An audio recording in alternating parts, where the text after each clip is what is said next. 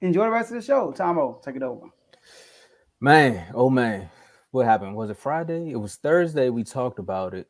No, it was Wednesday. We talked about it. Thursday it was actually official, and Friday, actually, whoa, what's going It's on not here? a type Oh, of hold up. It's not a type of hold up, but I do want to read this. This is real right here. Kevo says, shout out to myself for the many super chats, typo, I've already sent that already put me in 10 months ahead of his superstar level subscription. the Hey, competition. yeah, I give him props, man. It do, man. Hey, just want to make sure you can still pay your bills, all right? Because you were throwing super chats in here, all right? All right. Well, so we appreciate it, man. We appreciate it. All right, go ahead, Tomo. Hey, talking about paying for stuff, right? Let's talk about the Harris Group and them completing that sale with the Commanders, man. They put their money where their mouth was, right? And they told Dan, hey, Jazzy Jeff them on up out of here. So look, we got two Commander fans on here, right? I know the city went crazy. I seen people crying. I seen B Mitch crying on the news. I seen Joe Harris go down there at the bullpen and buy all the fans beers. But we got two diehard Commanders fans on the show, and I just want to ask, man, what's y'all reaction to that press conference? You first. You want to go first? Go Oh ahead. man, man, Look, yeah, yeah. nah, but yeah, man, I'm excited about it, man. Like it's just for some facts. That's the most expensive purchase of a sports franchise in world history. So no other sports franchise has ever, amounted to that much of money, and it blew the Denver out by almost $2 billion. So that right there is an accomplishment on its own. Just from what for the last 20 years, how we only won maybe two playoff games, and the small amount of appearances and having an under 500 record. Um, Also, the new ownership also did good things. We sold more tickets for the first game than we sold all 2022 season, which is it's only July. So if you want to get your tickets, you gotta get them now. They might be gone. So sold out all 2023. Uh, I'm excited about this ownership. It's some winner circles. We got Josh Harris who owns the Sixers, which is a successful franchise in the NBA, and Magic Johnson with some ownership in the LA Dodgers. We all know about them, the success they have. So I'm just looking forward to the great years, championship loading. So Stop the cap. Let's get it. So let me. You want me to go, Jerome? No, it's a Yeah, command. yeah, I'm let your commanders go ahead and do your thing first, and I'll go last. I'll go last. Okay, this on running our parade. All right. So look, man, I'm excited, man. Now, obviously, ownership ain't going to change everything in our organization. But the thing is, things were already changing before he showed up. So let me say that. All right. But let's talk about Daniel Snyder real quick, man. How impactful this situation is. All right. Now, when I look at Daniel Snyder's situation, I'm gonna name some stuff, right? And then you're gonna be like, yeah, I remember that. All the sexual harassment stuff going on. We don't know about that, right? Ticket sale fraud.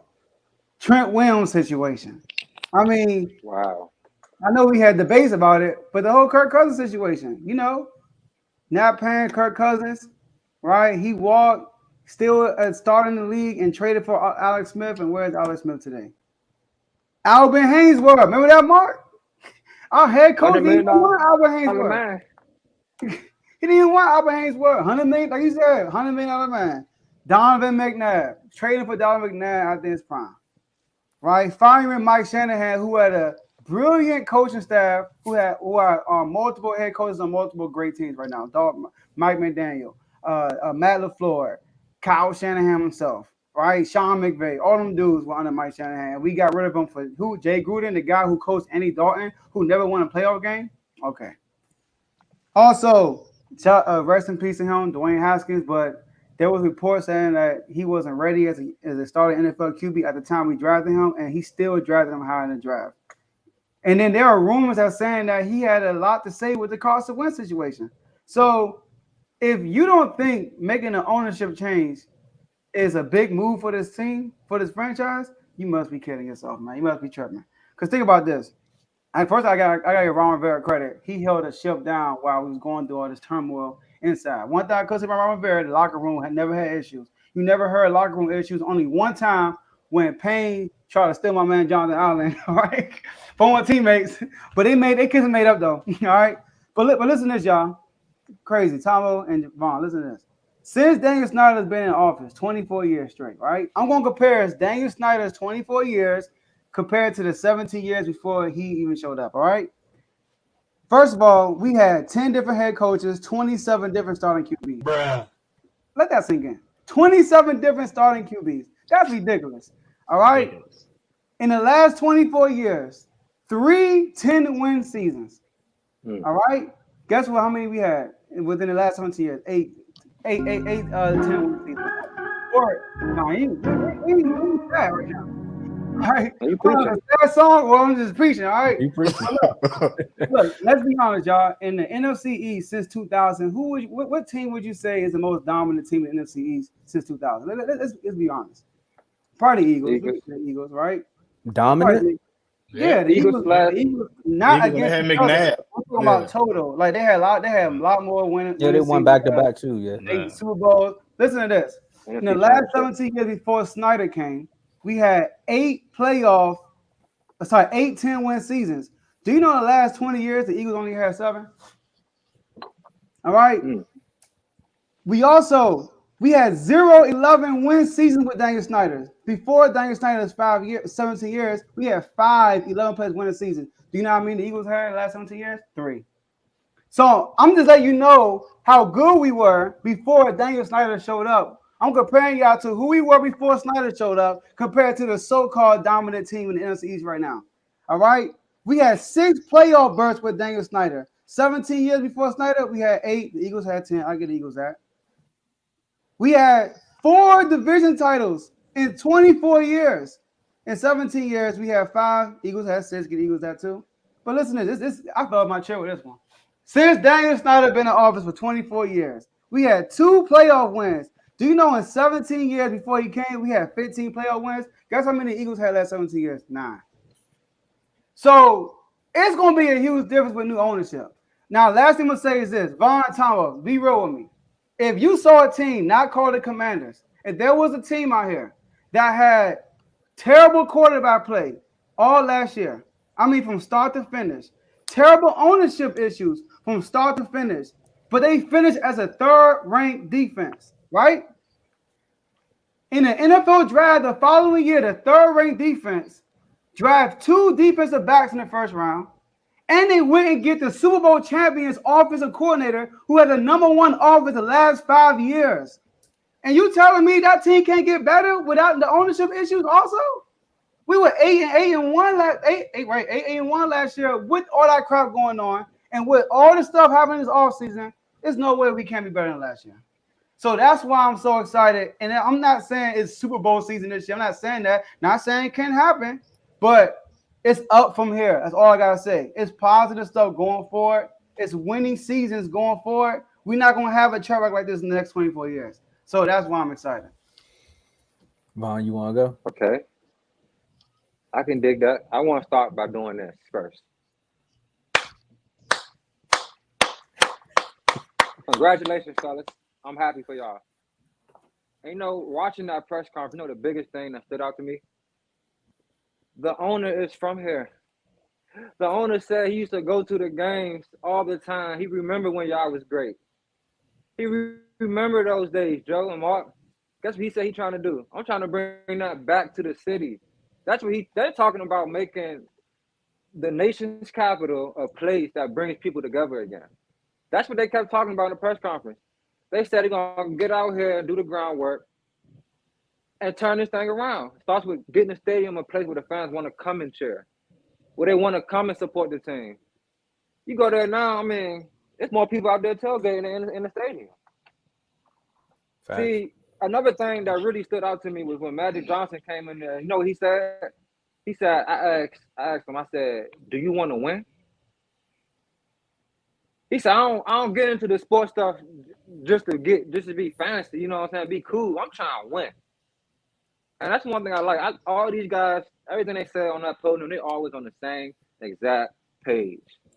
So I'm happy for you guys, man. I think that this is a great move for y'all. I think y'all will turn it around.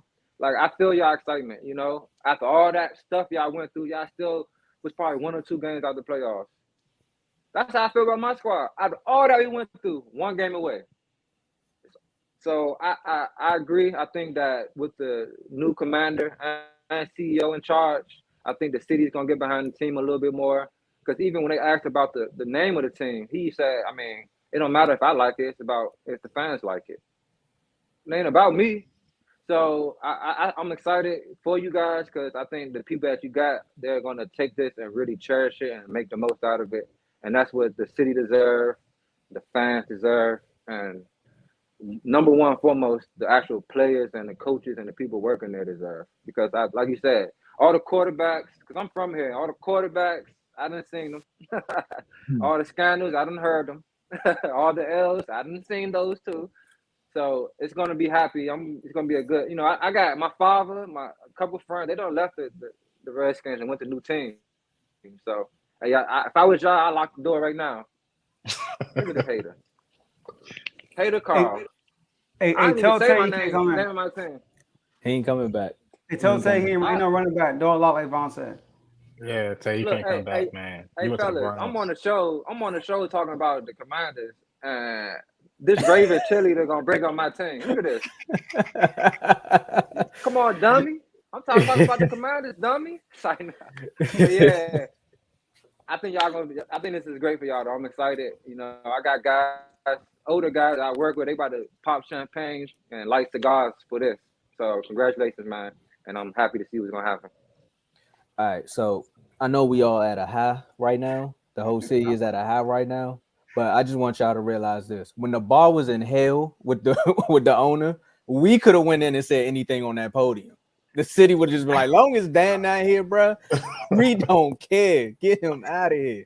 But nah, everything you said, Vaughn, I can't really contest to what the Commanders was going through. I was laughing in your misery. So when you guys were going through that, I was loving it. But when the press conference started, there's two things I did. There's three things I noticed. Vaughn, you said the first one. I thought about Madden when you saw that franchise, and they like, look, you can pick three way to create an owner. It's the former player, the lifelong fan, or the financial mogul. Y'all picked the lifelong fan because that story he told, talking about how his brothers and them went to almost every game. I think another one of the co-owners is from there too. So Friendship they vibes, exactly. So they know about the nostalgia from that RFK when the stadium got the rock and then the Hogs was doing what the Hogs was doing, right? But Magic Johnson knows how to work a room. He got up there and when Vaughn, that's what stood out to me too. He said, I picked up the phone and said, hey, bro, you want to win? He pulled the Damian Lillard. He said, I ain't come here to mess around. I came here to win. And think about the other franchises they in on. They turned all of them around. The 76ers, the New Jersey Devils, the LA Dodgers. So, hey, Commanders fans, you really got something to look forward to right now.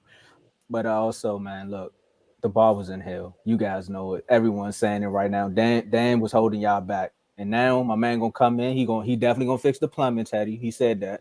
So and then we're gonna figure it out from there. But for right now, man, I'm not here to rain on your parade, man. It's a parade definitely inside the city. Yeah. Magic Johnson was up there with backyard and everything. So look, you already see what's about to happen.